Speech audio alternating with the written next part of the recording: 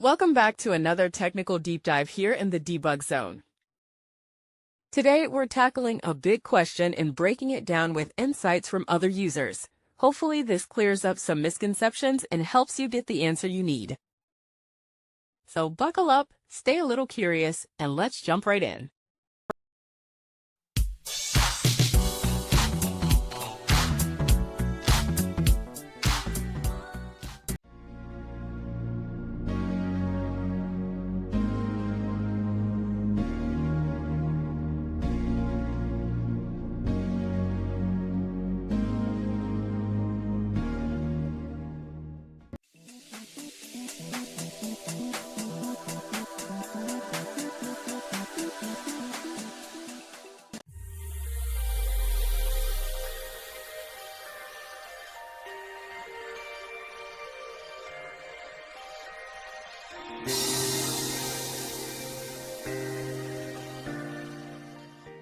And that's a wrap.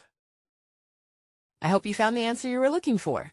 If you did, take a second to hit that subscribe button. It really helps out. And let me know in the comments which solution worked best for you. See you next time in the debug zone.